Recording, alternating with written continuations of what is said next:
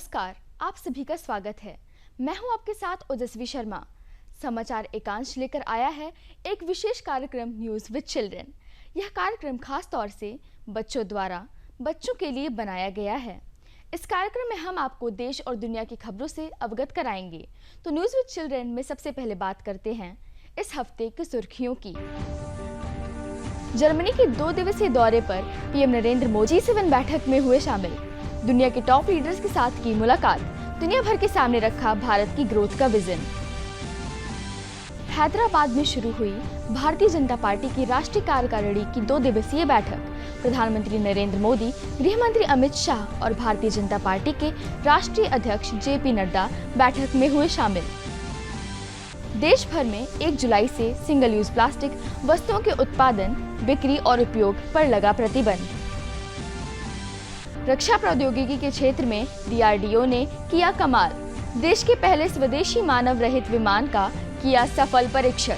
प्रधानमंत्री नरेंद्र मोदी ने जर्मनी के 2 दिवसीय दौरे पर G7 शिखर सम्मेलन में शिरकत की। इस दौरान उन्होंने दुनिया के टॉप लीडर्स से मुलाकात भी की। जर्मनी दौरे पर गए प्रधानमंत्री नरेंद्र मोदी G7 शिखर सम्मेलन में शामिल हुए। उन्होंने G7 समिट के 2 सत्र में हिस्सा लिया। यह सत्र लोकतंत्र, स्वास्थ्य और खाद्य सुरक्षा को केंद्र में रखकर आयोजित किए गए थे। यूक्रेन संकट के संदर्भ में पीएम मोदी ने कहा कि G7 और इसके शिखर सम्मेलन में आमंत्रित लोग वैश्विक तनाव के माहौल के बीच मिल रहे थे और भारत हमेशा शांति के पक्ष में रहा है। उन्होंने कहा कि मौजूदा स्थिति में भी भारत ने लगातार बातचीत और कूटनीति के मार्ग के लिए आग्रह किया है। इस भू राजनीतिक तनाव का प्रभाव केवल यूरोप तक ही सीमित नहीं है। ऊर्जा और खाद्यान्न की बढ़ती कीमतें सभी देशों को प्रभावित कर रही हैं।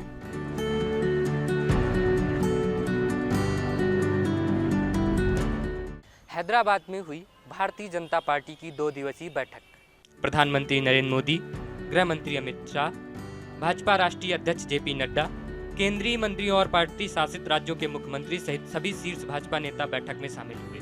कार्यकारिणी बैठक के दौरान तेलंगाना में अगले साल होने वाले विधानसभा चुनाव के अलावा 2024 में प्रस्तावित लोकसभा चुनावों के मद्देनजर रणनीति पर चर्चा हुई। देश भर में 1 जुलाई से सिंगल यूज प्लास्टिक वस्तुओं के उत्पादन, बिक्री और उपयोग पर प्रतिबंध लगा दिया गया है। पर्यावरण के स्वच्छ रखने के ख्याल से प्लास्टिक कचरा प्रबंधन नियम के तहत सिंगल यूज प्लास्टिक के कुल 19 वस्तुओं पर रोक लगाने का आदेश भी दिया गया है। केंद्र सरकार ने पिछले साल एक नोटिफिकेशन जारी कर प्रतिबंध की घोषणा की थी। भारत के लिए मौजूदा समय में सिंगल यूज प्लास्टिक बहुत बड़ी समस्या बनकर खड़ी हो चुकी है। पृथ्वी को यह 1000 साल तक भी प्रदूषित कर सकती है। यही वजह है कि देश भर में सिंगल यूज प्लास्टिक पर 1 जुलाई से पाबंदी लगा दी गई है। केंद्रीय संचार, रेल, इलेक्ट्रॉनिक्स और IT मंत्री अश्विनी वैष्णव ने डाक कर्मयोगी ई-लर्निंग पोर्टल लॉन्च किया है। पोर्टल का उद्देश्य देश में डाक विभाग के लगभग 4 लाख कर्मचारियों को प्रशिक्षण प्रदान करना है। डाक कर्मयोगी पोर्टल विभागीय कर्मचारियों और ग्रामीण डाक सेवकों की क्षमता को बढ़ाने के उद्देश्य से शुरू किया गया है। इस पोर्टल पर 12 भारतीय भाषाओं में प्रशिक्षण वीडियो और क्विज उपलब्ध हैं, जो डाक प्रशिक्षुओं को स्थानीय भाषाओं में प्रशिक्षण सामग्री तक पहुंचाने में मदद करेंगे। उद्धव ठाकरे के महाराष्ट्र के मुख्यमंत्री पद से इस्तीफा देने के बाद राजनीतिक सरगर्मियां तेज हो गई थी, जिसके बाद शिवसेना से अलग हुए गुट के एकनाथ शिंदे ने भाजपा के समर्थन से सरकार बनाई है। महाराष्ट्र के राज्यपाल भगत सिंह कोश्यारी ने एकनाथ शिंदे को मुख्यमंत्री पद और गोपनीयता की शपथ दिलाई, जबकि भाजपा नेता देवेंद्र फडणवीस उप मुख्यमंत्री बने। 29 जून 2022 को उद्धव ठाकरे ने मुख्यमंत्री पद से इस्तीफा दे दिया था। इसरो के ध्रुवीय उपग्रह प्रक्षेपण यान PSLV C53 ने एक बार फिर साबित की अपनी क्षमता। 3 विदेशी उपग्रहों को सफलतापूर्वक कक्षा में किया स्थापित। भारतीय अंतरिक्ष अनुसंधान संगठन यानी कि इसरो ने अपने ध्रुवीय उपग्रह प्रक्षेपण यान PSLV C53 मिशन में सिंगापुर से 3 उपग्रहों को लॉन्च किया है। इसे सतीश धवन अंतरिक्ष केंद्र श्रीहरिकोटा से लॉन्च किया गया। PSLV C53 अंतरिक्ष विभाग की एक कॉर्पोरेट शाखा new space India limited NSIL का दूसरा समर्पित मिशन है। ये दिन और रात में किसी भी मौसम में तस्वीरें लेने में सक्षम है। नासा ने हाल ही में 25 किलो वजन का एक उपग्रह कैपस्टोन लॉन्च किया है। इस उपग्रह को एक अद्वितीय और अंडाकार चंद्र कक्षा का परीक्षण करने के लिए डिजाइन किया गया है। उत्तर प्रदेश के लिए एक बार फिर गर्व करने का विषय है। देश का पहला ग्रीन हाइड्रोजन प्रोजेक्ट मथुरा में लगेगा।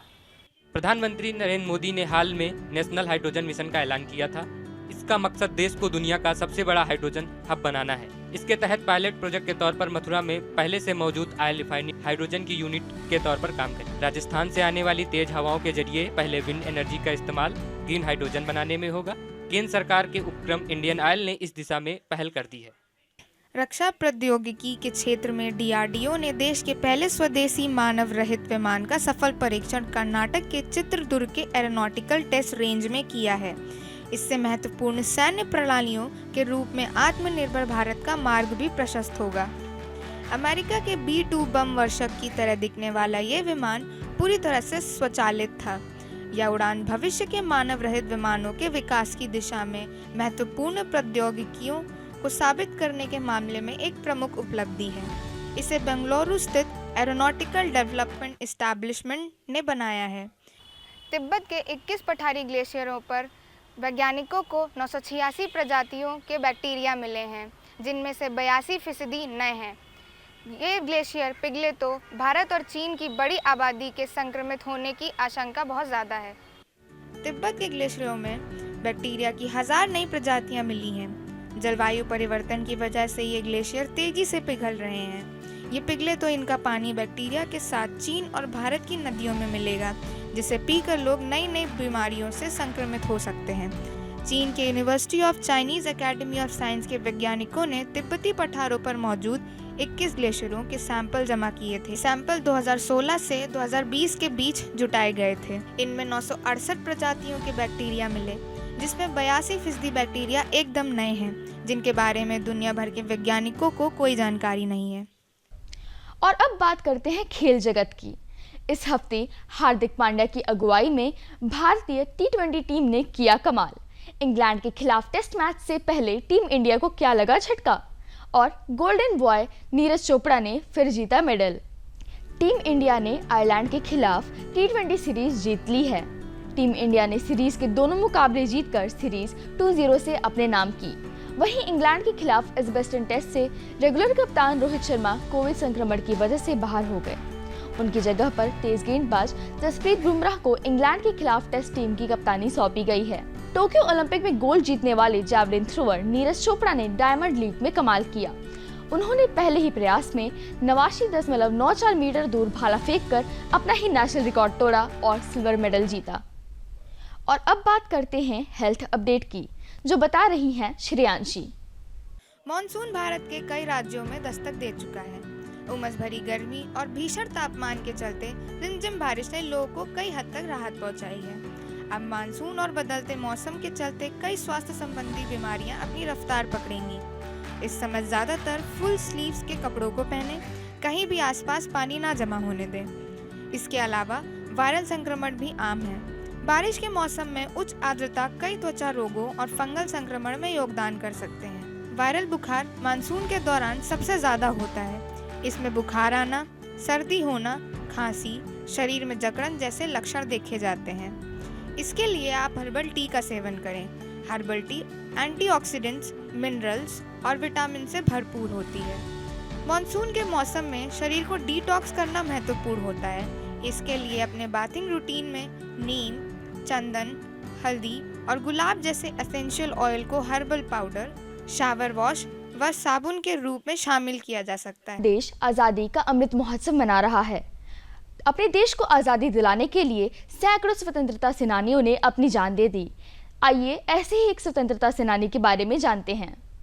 आजादी का अमृत महोत्सव मना रही युवा पीढ़ी को आजादी दिलाने वाले वीरों के बारे में जानने की जरूरत है कि किस तरह आजादी के दीवानों ने अंग्रेजों से लोहा लेते हुए अपना सर्वस्व न्यौछावर कर दिया। इसी कड़ी में आज हम बात करेंगे चंद्रशेखर आजाद की। क्रांतिकारी चंद्रशेखर आजाद का जन्म 23 जुलाई 1906 को उन्नाव उत्तर प्रदेश में हुआ था। चंद्रशेखर आजाद का वास्तविक नाम चंद्रशेखर सीताराम तिवारी था।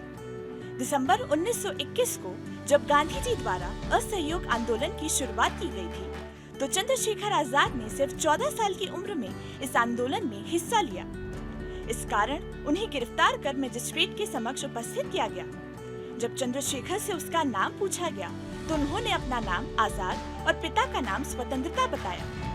यहीं से चंद्रशेखर सीताराम तिवारी का नाम चंद्रशेखर आजाद पड़ गया था। चंद्रशेखर को 15 दिनों के कड़े कारावास की सजा प्रदान की गई। 1922 में गांधी जी द्वारा असहयोग आंदोलन को स्थगित करने के फैसले से आजाद बेहद निराश हुए। उन्होंने देश को आजादी दिलाने के लिए क्रांति के पथ पर कदम रख दिए और पंडित राम प्रसाद बिस्मिल के साथ उनकी हिंदुस्तान रिपब्लिक एसोसिएशन से जुड़ गए। इसके बाद तो चंद्रशेखर ने देश भर के क्रांतिकारियों के साथ अंग्रेजों के खिलाफ मोर्चा खोल दिया। लाला लाजपत राय की हत्या का बदला लेने के लिए चंद्रशेखर आजाद ने अपने साथियों के साथ मिलकर सॉर्डर्स की हत्या भी की थी। चंद्रशेखर आजाद ने भगत सिंह के साथ मिलकर अंग्रेजी हुकूमत को डराने और भारत से खदेड़ने का हर संभव प्रयास किया। क्रांतिकारी गतिविधियों में शामिल चंद्रशेखर आजाद इसी सिलसिले में 27 फरवरी 1931 को इलाहाबाद के अल्फ्रेड पार्क में अपने साथी से आगे की रणनीति पर चर्चा कर रहे थे। किसी ने अंग्रेजी सरकार को उनके वहां होने की मुखबिरी की। तभी वहां पुलिस के बड़े दल ने पार्क को पूरी तरह से घेर लिया। चंद्रशेखर आजाद ने अकेले ही उन सब का डटकर मुकाबला किया और भयंकर गोलीबारी में 3 पुलिस वालों को ढेर कर दिया। जब उनकी पिस्तौल में आखिरी गोली बची, उन्होंने खुद को मारकर वीरगति को प्राप्त हो गए। आजाद ने पहले ही ये प्रण किया था कि वह कभी भी जिंदा पुलिस के हाथ नहीं आएंगे। इसी प्रण को चंद्रशेखर आजाद ने अंतिम सांस तक निभाया और देश के लिए स्वयं को समर्पित कर दिया। और अब बात करते हैं टैलेंट ऑफ द वीक की। इस सेगमेंट में हम आपको उन लोगों से मिलवाएंगे जिनमें है कुछ खास।